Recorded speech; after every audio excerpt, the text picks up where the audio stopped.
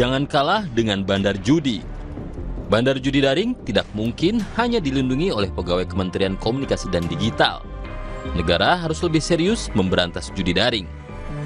Kepolisian Daerah Metro Jaya pada akhir pekan lalu menetapkan 14 tersangka yang diduga melindungi bandar judi daring. Sebanyak 11 orang diantaranya merupakan pegawai Kementerian Komunikasi dan Digital atau Kemenkomdigi. Kita tentu mengapresiasi penangkapan pegawai Kemenkomdigi yang diduga melindungi bandar judi daring ini. Penangkapan pegawai Kemenkomdigi juga berarti membenarkan dugaan bahwa selama ini ada banyak pihak yang seharusnya ikut memberantas judi daring, tetapi karena menerima aliran uang haramnya, malah menjadi pihak yang melindungi kejahatan tersebut. Penangkapan pegawai Kemenkomdigi seharusnya dapat membuka kotak Pandora. Siapa saja pihak yang semestinya memiliki otoritas untuk ikut memberantas judi daring, tetapi malah menjadi backing aktivitas tersebut. Apalagi jika melihat bagaimana ekosistem judi daring bekerja, ada kemungkinan para bandar judi daring tak hanya menyuap pegawai Kemenkomdigi untuk melindungi operasi mereka. Untuk dapat beroperasi, bandar judi daring setidaknya membutuhkan keamanan jaringan internet, kemudahan pembayaran deposit dan transaksi keuangan, serta perlindungan keamanan operasi mereka.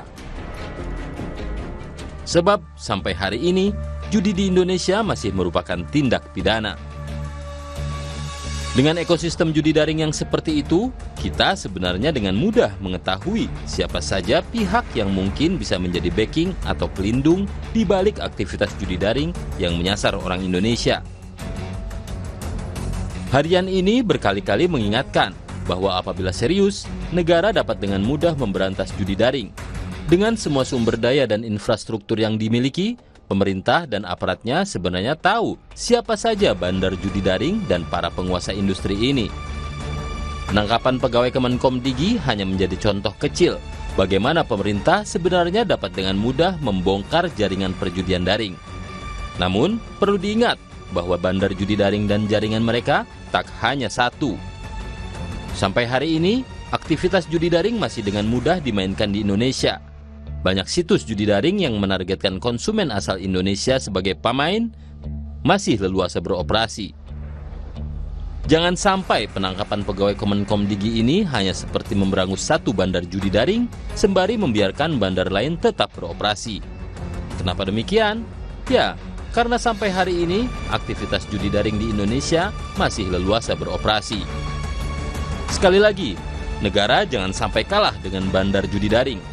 Judi daring bukanlah kejahatan yang super canggih dan sulit diberantas. Judi daring dapat dengan mudah diberantas, asal serius dan tak tergoda aliran uang haramnya.